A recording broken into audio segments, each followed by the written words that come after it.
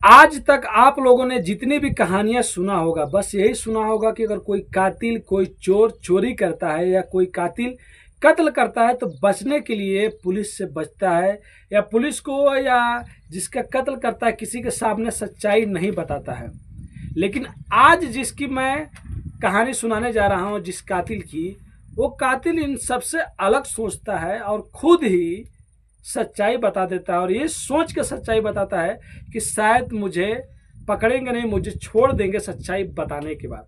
और जिस मकसद से वो कातिल पूरी सच्चाई बताया होता है, उसका दाव फेल हो जाता है और उसके बाद वो पकड़ा जाता है। तो सोच सकते हैं आज के ज़माने में ऐसे भी लोग हैं जो कत्ल करने के बाद सोचते हैं कि सच्चाई बताने से वो लोग बच जाएंगे। तो चलिए, ऐसे ही शख्स की कहानी मैं आप लोग को सुनाने और बताने जा रहा हूँ, जिन्होंने इंसानियत को शर्मसार किया, रिश्तों को शर्मसार किया और उसके बाद कत्ल करने पर उतर गए। और एक निर्दोष जो बेगुनाह था, जो कुछ जानता नहीं था, उसका वो लोग कत्ल कर देते हैं।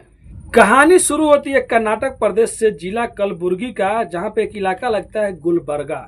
वहीं पे एक नौजवान रहा करता था जिसका नाम इम्तियाज होता है, और वो सरकारी नौकरी का जो एग्ज़ाम देना रहता है उसके लिए वो तैयारी कर रहा होता है, और बहुत जल्द उसे नौकरी भी मिल जाती है वहीं के एक सरकारी स्कूल में। लेकिन उसी इलाके में एक और लड़की रहा करती थी जिसका नाम लक्ष्मी होता है, और वो भी सरकारी नौकरी की तलाश कर रही होती है, वो भी एग्ज़ाम देती है और वो भी उसी स्कूल में पहुंच जाती है। और ये पहुंचने के बाद इन दोनों में बाद में दोस्ती होने लगती है, और दोस्ती होने के कुछ टाइम बाद इन दोनों में प्यार भी हो जाता है, क्योंकि एक ही स्कूल में लोग पढ़ाते थे लेकिन कास्ट इन दोनों का अलग अलग था। बाद में ये दोनों ये सोचते हैं कि हम लोग को शादी करना चाहिए और एक साथ में रहना चाहिए। कहानी 2005 से शुरू होती है, और 5 में जब इन लोग का नौकरी लग जाता है, नौकरी लगने के बाद इन लोग का रिश्ता 6 साल चलता है। 6 साल के बाद ये लोग खुश रहते हैं, और 2011 में ये लोग ये सोचते हैं कि हम लोग शादी करेंगे और एक हो जाएंगे। अपने घर वालों से पूछते हैं, घर वाले नहीं मानते हैं। उसके बाद जो लड़की लक्ष्मी होती है और इम्तियाज होता है, दोनों लोग जाके कोर्ट में 2011 में शादी कर लेते हैं और एक साथ में रहने लगते हैं।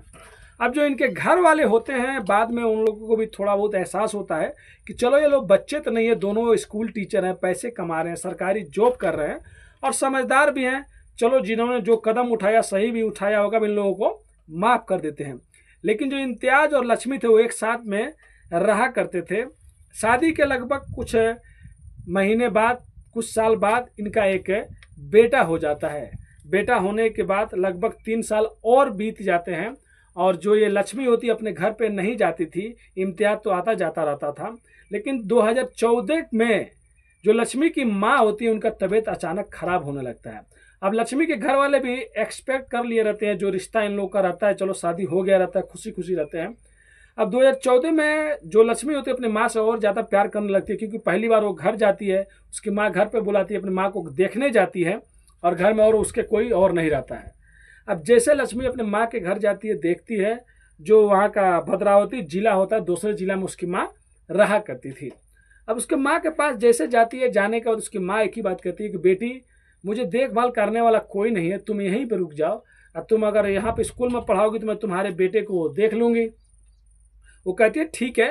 वो वहाँ से आती है और आने के बाद इम्तियाज से बात करती है, और इम्तियाज से बात करने के बाद कहती है कि देखो हमारी माँ तबीयत ख़राब है और उनके पास कुछ दिन रहे तो अच्छा है, कुछ साल, अब जो हम लोग वहीं पे सेटल हो जाएंगे, ट्रांसफ़र ले लेंगे। तो इम्तियाज बहुत अच्छा रहता है, वो कहता है ठीक है, अब तुम फार्म भर दो ट्रांसफ़र के लिए, मैं भी भर देता हूँ, जल्द से जल्द हम लोग वहीं पर ट्रांसफ़र करा लेंगे, वहीं पर रहेंगे। जो ये लक्ष्मी होती है ट्रांसफ़र के लिए आवेदन करती है, फार्म भरती है, इसका ट्रांसफ़र एक्सपेक्ट कर लिया जाता है। इसको जो भद्रावती जिला रहता है, जो उसका जिधर माँ का गांव रहता है, उससे कुछ थोड़ा सा दूर पे इसको ट्रांसफ़र कर दिया जाता है। ये कहती है मैं अकेले नहीं जाऊंगी, आप भी चलेंगे तो मैं जाऊंगी। लेकिन इम्तियाज कहता है कि तुम जाओ, मेरा भी बहुत जल्द ट्रांसफ़र हो जाएगा, नहीं तो मैं वहाँ पे बीच बीच में आता रहूँगा। अब वो वहाँ पे चली जाती है, अपनी माँ की देखभाल करने लगती है 2014 में। और उसके बाद हर शनिवार को इम्तियाज घर जाता था, और कभी कभी इतवार को शाम को या मंडे को मॉर्निंग में स्कूल आ जाया करता था, मतलब अपने इस ज़िले में आ जाया करता था। ऐसे कर करके 1 साल के बाद दूसरा साल भी बीत गया, और इत्तेफाक से 2 सालों के बाद इम्तियाज का भी ट्रांसफ़र उसी जिला में भद्रावती में हो जाता है। अब इम्तियाज जाता है और अपनी पत्नी लक्ष्मी को और उसके अपनी जो सास रहती है उनको सुनाता है, बहुत लोग खुश होते हैं। उसके बाद वो अपना पूरा सामान पैक करता है और यहाँ पे आके सेटिंग हो जाता है, यहाँ पे आके रहने लगता है। अब वो अक्सर वो लोग साथ में स्कूल जाते थे पढ़ाने के लिए, अब एक ही साथ में रहने लगते थे। लेकिन इन 2 सालों के अंदर जो लक्ष्मी रहती है वो बदल गई रहती है, उसके बात करने का तरीका, उसका हर रवैया बदल गया रहता है। अब इम्तियाज को लगता है कि आखिर में ऐसा ये क्यों कर रही है। फिर बाद में एक दिन पता चलता है इम्तियाज को कि कोई लड़का है जिसका नाम कृष्ण मूर्ति है और शायद उसकी पत्नी लक्ष्मी जो है उसके साथ रिलेशन में है। वो बाद में अपनी पत्नी को भी समझाता है कि देखो ये सब गलत है, हमारा शादी हो गया है और हमारा बेटा भी है। अपने सास से भी कहता है तो उसकी सास भी अपनी ही बेटी को बोलती है, क्योंकि इम्तियाज सीधा स्वभाव का आदमी था, ज़्यादा झगड़ा उगड़ा नहीं, कुछ भी नहीं, सबको अच्छे से संभालता था, सबको अच्छे से देखता था। बाद में कृष्ण मूर्ति के घर वालों को और उसको भी समझाया कि देखो हमारी शादी हो गई है, हम लोग की ज़िंदगी खराब मत करो, ये सब बात कहता है। और उसके बाद वो अपने फिर ज़िंदगी में खुशी खुशी रहने लगता है। अब बाद में यही बात लक्ष्मी को खटक जाती है, वो अपने आशिक से कृष्ण मूर्ति से कहती है कि देखो जब तक इम्तियाज हमारे जीवन में ज़िंदगी में रहेगा हम लोग मिल नहीं पाएंगे, जुल नहीं पाएंगे, शायद कहीं जा भी नहीं पाएंगे। जब तक वो यहाँ पर था तब तक तो अच्छा था और हम लोग अभी मिल नहीं सकते हैं।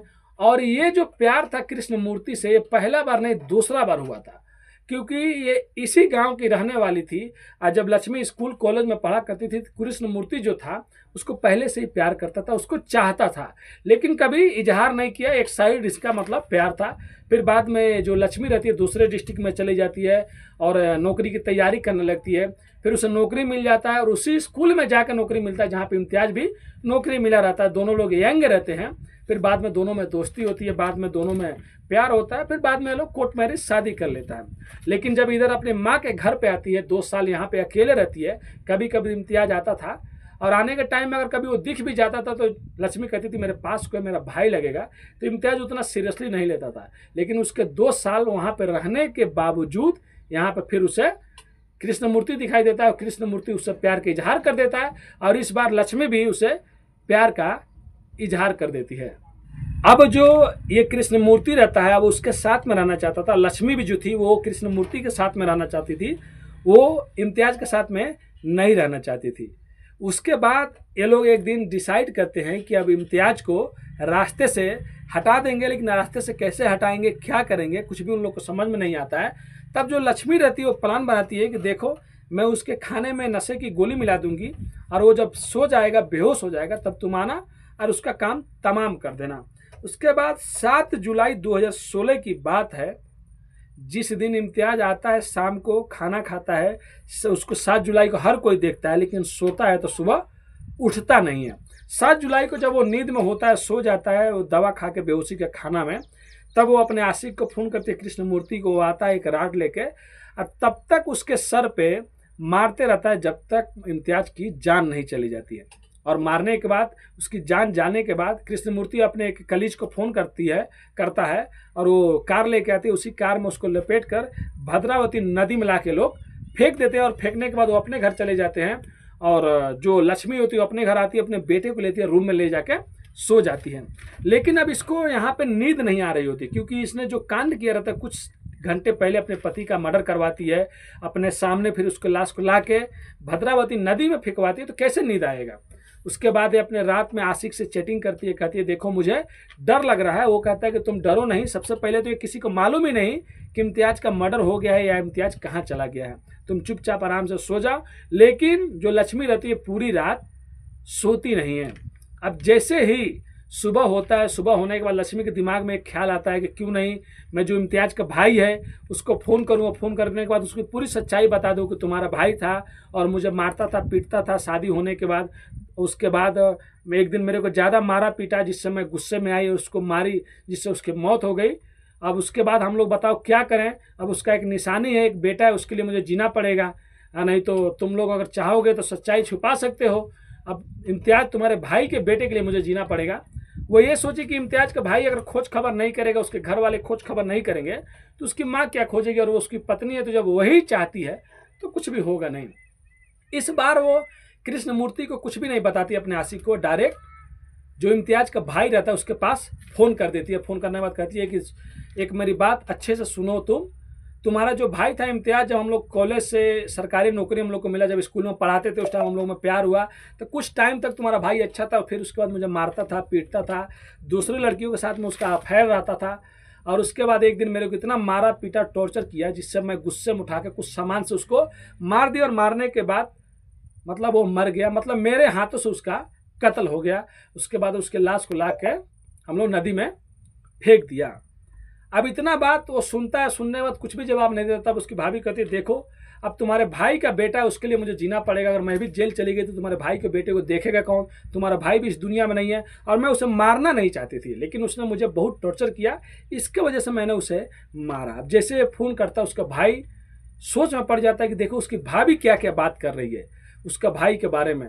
और वो कहता है कि मेरा भाई कभी हाथ उठा ही नहीं सकता था, छोटे से ही बड़े तक वो एकदम शांत स्वभाव का था, और किसी से कभी कुछ झगड़ा नहीं, अगर झगड़ा होता भी तो बताता है अपनी बीवी से झगड़ा हो रहा है चाहे कुछ है, वो डायरेक्ट उठता है और जाने के बाद तो वहाँ का जो लोकल पुलिस स्टेशन होता है वहाँ पे जाकर रिपोर्ट लिखवा देता है कि मेरी भाभी ने फ़ोन किया था और मेरे भैया के साथ में ये सब किसने किया है, ऐसा ऐसा उसने बता रही थी। अब पुलिस इसको सीरियसली लेती है और डायरेक्ट लक्ष्मी के घर भद्रावती पहुँच जाती है। और पहुँचने के बाद उसके सास से कहती है कि बताइए आपका दामाद कहाँ है। वो कहती है कल तक तो दिखाई दे रहा था, लेकिन सुबह से दिखाई नहीं दे रहा है। उसके बाद लक्ष्मी से पूछताछ होता है कि बताओ तुम्हारा पति कहाँ है। वो कहती है कि मुझे भी मालूम नहीं, सुबह में रात को थे, सुबह में कहीं गए। उसके बाद पुलिस चालाकी से उसका नंबर लेती है कि ठीक है अगर आपके पति आ जाए तो हमें फ़ोन कर दीजिएगा, या हम लोग फ़ोन करेंगे तो कुछ ना कुछ बताना होगा। वो जैसे नंबर देती है उसका मोबाइल का call history, call detail, CVR सब निकाला जाता है। तो ज़्यादा कुछ नहीं निकलता है, बस थोड़ा बहुत किसी नंबर पर बात की रहती है। लेकिन एक चीज़ दिखा रहा होता है कि वो रात में ज़्यादा टाइम तक मतलब ऑनलाइन थी, और एक कृष्णमूर्ति नाम के आदमी से वो बात पहले किया करती थी, और ज़्यादा ये सब निकलता है। फिर पुलिस वापस आती है, और वापस आने के बाद क्योंकि और लोगों से पूछा जाता है जो पड़ोसी में होते हैं, सबको यही कहता है कि कल शाम से दिखाई दिया और आज सुबह से पूरा दिन होने को है, और कहीं भी इम्तियाज दिखाई नहीं दे रहा था। पुलिस को डाउट होता है कि हाँ ना हो उसका भाई सही बोल रहा था। अब पुलिस फिर दोबारा रिटर्न जाती है लक्ष्मी घर, लक्ष्मी का मोबाइल लेती है, और मोबाइल लेने के बाद जब मोबाइल का कुछ हिस्ट्री चेक करती है तो बहुत से चैट डिलीट हो गए रहते, लेकिन थोड़ा बहुत कुछ चैट रहता है, और वो कृष्णमूर्ति का भी नाम सामने निकल कर आ जाता है। पुलिस उसको भी गिरफ्तार करती है। गिरफ्तार करने के बाद दोनों को अच्छे से पूछताछ करती है, तब दोनों टूट जाते हैं। टूटने के बाद पूरी कहानी पुलिस को बताते हैं कि हम लोगों ने ही मारा था, और उसकी लाश को ला के भद्रावती नदी में फेंक दिया था। टीचर ने भी पूरी सच्चाई बता दिया, और कृष्णमूर्ति ने भी सब चीज़ सच्चाई बता दिया। उसके बाद कुछ गोताखोर को बुलाया जाता है, और 3 दिनों के बाद उस जो भद्रावती नदी होता है उसमें से इम्तियाज की लाश को बाहर निकाला जाता है। फिर उसका काम क्रिया जो भी रहता है वो सब चीज़ होता है। अब पुलिस इन लोग को अरेस्ट कर लेती है, और उसके बाद पूरा केस चलते रहना, यानी कि 2016 से 2023 तक केस चलता है। और 2023 में जो वहाँ की जज होती हैं, महिला जज होती हैं, वो एक फैसला सुनाती हैं। अगर कोई टीचर ही इतनी संगीन जुर्म करे, इतना सोच समझ के, इतना प्लान करके जुर्म करे, तो आम लोगों की बात ही अलग है। क्योंकि टीचर का काम होता है बच्चों को नए भविष्य दिखाना, बच्चे ही आगे चल के उन्हीं पर वो भविष्य बनता है, उन लोगों को जो चाहे वो सिखाते हैं। लेकिन यहाँ पे एक टीचर ने ही प्लान बनाया, और वो भी अपने आशिक के साथ मिलकर अपने पति को मारने के लिए, तो ये बहुत बड़ा जुर्म है। इसीलिए वहाँ के जो महिला जज होती हैं वो इन दोनों को सजाए मौत की सज़ा सुनाती है, और जो कलीज ने हेल्प किया था उसके लिए 7 साल की सज़ा सुनाती हैं। कलीज होती है। और उसके बाद ये लोग अब जाकर हाई कोर्ट का दरवाज़ा खटखटा रहे हैं। हाई कोर्ट में अब ये लोग पेटिशन लगा रहे हैं कि शायद इन लोग की सजाए मौत से सज़ा कम हो जाए, उम्र कैद हो जाए, या कुछ भी हो जाए। लेकिन यहाँ पे जो टीचर ने किया बहुत ही गलत किया, और उसका जो दोस्त था जो सुब्रमण्यम, वो भी गलत किया। चाहता तो वो समझा सकता था, चाहता तो वो शायद उससे तलाक भी ले सकती थी, उसके बाद उसके साथ में रह सकती थी। लेकिन उसने अपने पति का मर्डर किया, और उसके बाद खुद वो जेल में चली गई। अब छोटे से बच्चे का क्या होगा, अब जो होगा वो समझ सकते हैं। उसकी जो नानी है शायद उसके घर पर रहेगा, या इम्तियाज के घर पर रहेगा। लेकिन कोई भी कातिल कुछ गलत करने के बाद चाहे कि बच जाए तो बच नहीं सकता है। तेरी माँ की चलो। अब उसके बाद ये दोनों लोग हाई कोर्ट में अपील किए हैं। देखिए सजा मौत की सज़ा से ये लोग छूट पाते हैं या नहीं छूट पाते हैं, लेकिन जिन्होंने इनका साथ दिया तो वो भी अब जेल में सड़ेगी 7 साल, और इन लोगों को तो सजाए मौत की सज़ा मिल जाती है। लेकिन ये टीचर जो सोच रही थी वो हुआ नहीं। अब इसका बेचारे का बेटा अब किसके पास में कैसे पालन पोषण होगा। अगर ये चाहती तो उसी टाइम इम्तियाज़ से शायद अलग हो गई रहती, तलाक ले ली होती, उसके बाद ये जिससे चाहती उससे शादी करती। लेकिन इसने जो जुर्म किया बहुत ही संगीन, बहुत ही भयानक जुर्म था। अब तो अपने पति को भी खो दिया और अपने खुद जेल में चली गई। और बेटा का आप देखिए घर वाले पालते हैं या उसकी माँ पालती है। तो ये कहानी सुनाने का उद्देश्य किसी का भी दिल दुखाना नहीं है दोस्तों, बस आप लोग को जागरूक और सचेत करना है अपनी कहानियों के माध्यम से कि कहीं भी रहे, सेफ रहे, स्वस्थ रहे। और गलत काम करने से पहले एक बार नहीं 1,00,000 बार सोचे उसका आगे आने वाला परिणाम कैसा होगा। यहाँ पे ये चाहती लक्ष्मी तो उससे अलग हो जाती, उसके बाद कहीं भी शादी कर सकती थी, लेकिन इसने वैसा नहीं किया, जुर्म का रास्ता अपनाया और खुद अब ये जिंदगी भर जेल में सड़ेगी। तो मिलते हैं नेक्स्ट वीडियो में फिर से कुछ सच्ची कहानियों के साथ। अभी के लिए आप उससे अलविदा लेते हैं। धन्यवाद।